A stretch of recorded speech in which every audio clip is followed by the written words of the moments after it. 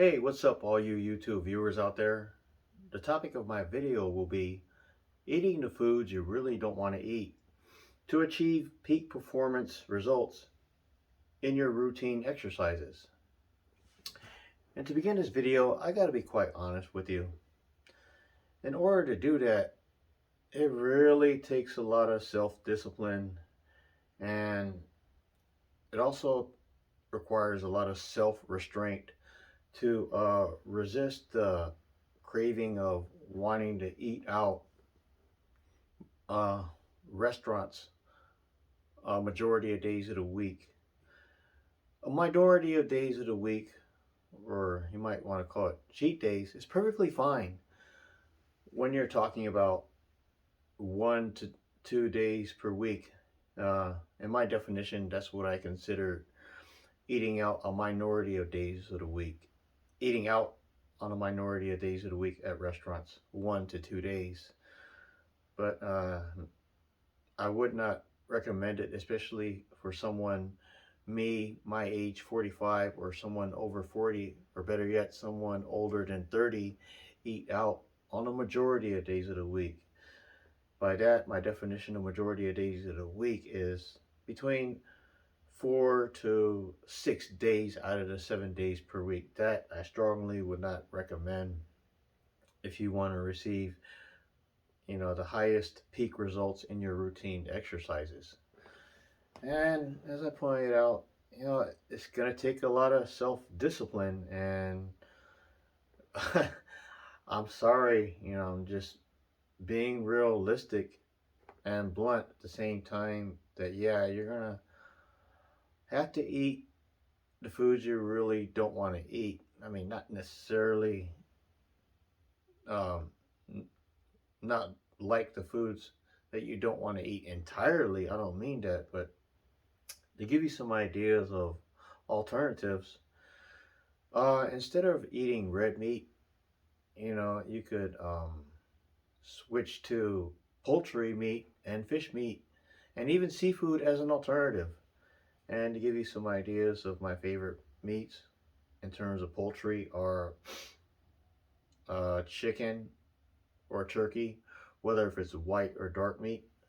In the fish category, my favorites are salmon, sea bass, rock cod, red snapper, and tilapia. And of course, probably by far the most popular and prominent seafood that people love the most, and which is also, of course, the most expensive, is shrimp and lobster. So, to elaborate my point about eating the foods you really don't want to eat, because of my age of 45 years old, I'm at the stage where I have to be cautious of what I consume and what I put into my body, for the simple fact that me and my family have what's called a series of high cholesterol and high blood pressure. It's genetic. It runs through our family, and it's just genetic, to say the least. So, being aware of that, that's all the more reason why I have to be cautious of the foods that I eat that don't raise my cholesterol and don't raise my sodium, because raising the sodium will, of course, raise your blood pressure. But there are some alternative ways. Um, I still eat eggs, but if I were to eat eggs,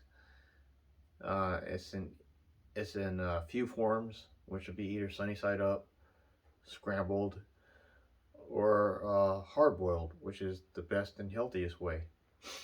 And the reason why I keep my egg consumption to a minimum of 1 to 2 days out of the 7 days a week, which is a minority of the days, is because, as we all know, eggs are very high in cholesterol. And as I pointed out earlier, my family genetically has a series of high cholesterol problems. So again, it's okay for me, at least for me, to eat it a fewer days out of the week, 2 or 3 out of the 7, but no more than 3. And also, if I were to have eggs, I also like to have toast. And what a lot of people like to do when they like to indulge in a nice piece of toast, what they'll do is, I know some people who would like to spread butter on their toast and then add jelly. Well, me, if I were to have toast, it'll be with jelly without the butter. And to make it even more healthier, sometimes I'll just have, majority of the days, I'll just have plain toast without any butter at all. So that's a good alternative way. And another good thing in terms of eating the foods you don't want to eat to get maximum results in your exercise is you can eat a nice bowl of oatmeal with chia seed, honey, and bananas. Uh, Oatmeal and chia seed have a great source of fiber. Chia seed will give you that boost of protein, and banana has a good source of potassium. And a little bit honey is a good sweetener as a much better alternative than using sugar. So, because I try to reduce my egg consumption per week, I eat oatmeal as an alternative, as a pre-workout, 2 hours to my workout. And I also have a cup of coffee. I love my morning Joe because I need that spark and I need that jump start to get me going, so to speak. And also, I also want to mention that I eliminated protein powder out of my dietary regimen for a couple of reasons. Number one, according to research, it's been proven and it's been discovered that uh, too much protein consumption uh, is very, very taxing on the kidneys. And not only is it taxing on the kidneys, it could also damage the kidneys. And another reason why I eliminated protein powders, such as whey protein powder, whether if it's vanilla chocolate or strawberry, the reason why I eliminated that out of my diet is because I'm trying to avoid promoting weight gain. In other words, to further explain that, what I'm trying to do is I'm trying to increase my muscle power and my muscle strength without increasing my weight size. I guess you could say that using a perfectly good example, I'm trying to do what Sylvester Stallone did in the 80s, which was same thing. He tried to increase his power and his strength, being able to manage to lift heavier weights for his size, which was, he was 5'10", between 165 and 180 pounds. So all I'm saying is that for his size, he had remarkably impressive strength for his size. He had bodybuilder's power without that bodybuilder uh, mass physique and that big, wide, muscular build, such as bodybuilders such as Lou Ferrigno and Arnold Schwarzenegger, two of which are very, very prominent. But anyway, that's what I was trying to achieve. I was just trying to increase the power of how much I could curl, lift, or bench press, or what have you in any weightlifting exercise. Again, without increasing my weight size, because I don't want to gain any more weight. And I just don't feel that anything over 200 pounds is the right weight for someone my height, which is 5'7". Now, to elaborate that further, it can be done. I know from personal experience. I've done it before, It can be done and it can be achieved. And the way you would do it is that when you're doing any type of exercise, whether if it's a curl, barbell row, a tricep press, or a bench press, or whatever the weightlifting exercise may be, if you want to increase your strength and be able to manage more weight volume and get stronger, if you will, what you would do is my routine is you would start off with a simple basic 3 sets of 10, and you would do 3 sets of 10 for about, I don't know, maybe 3-4 weeks, maybe over a month. And after that month, what you would do is, instead of doing 3 sets of 10, you would stay at that same weight volume and add another set, and you would go 4 sets of 10. And as you get better at that, following week you would make it 5 sets of 10. And I'm telling you from personal experience, it has worked for me. The reason why I know it works for me, to give you an example, there was one point where I struggled at 3 sets of 10 dumbbell bench pressing 40 pounds per side. I mean, don't get me wrong, I was able to get it up, but it took some effort. But when I started adding another set on the following weeks, as I mentioned, one week you would make it 4 sets, following week 5 sets. I did that for about 3 to 6 months, and approximately by the 6th month of getting better at it, I can honestly tell you, I managed to get up. I managed to get up to successfully dumbbell bench pressing 70 pounds per side with significant ease.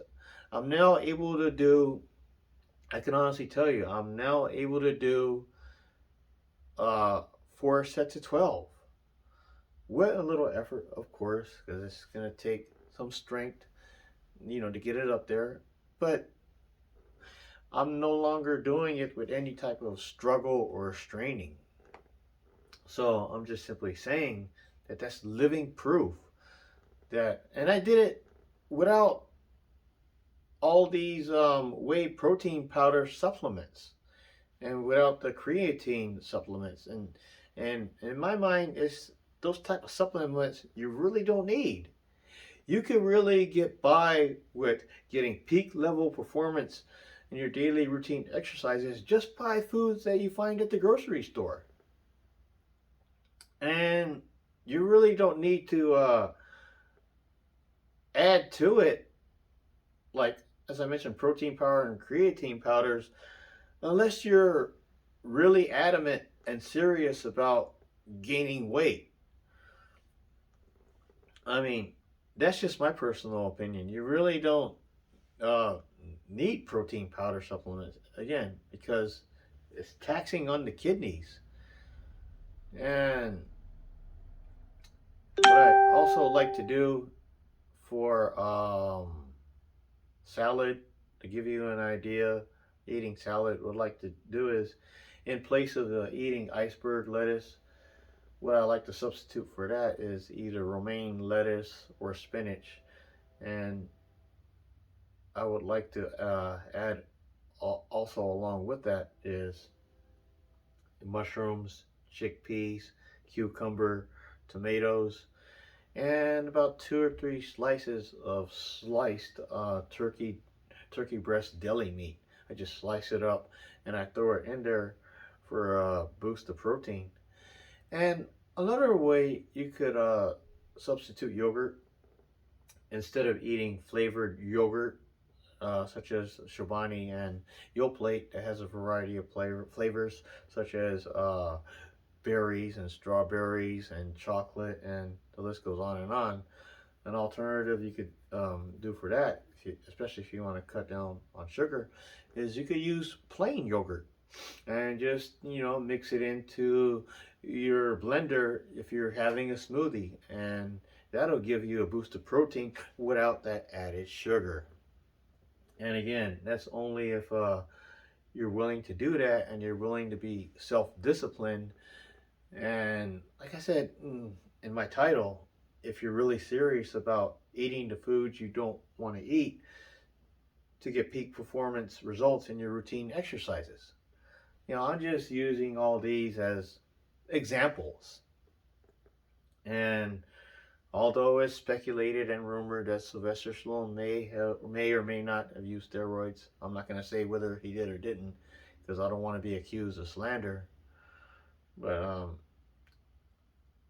regardless of that, he according to internet research, he likes to stick to in his diet regimen. He likes to stick to poultry meats, chicken or fish, a lot of seafood, and he also mentioned that I believe it was one of his interviews when when he eats oatmeal cookies, he would eat those, to give him a boost of energy after a workout, and he would eat oatmeal raisin cookies, bite size, about the size of the circle of my index finger and thumb, about that size.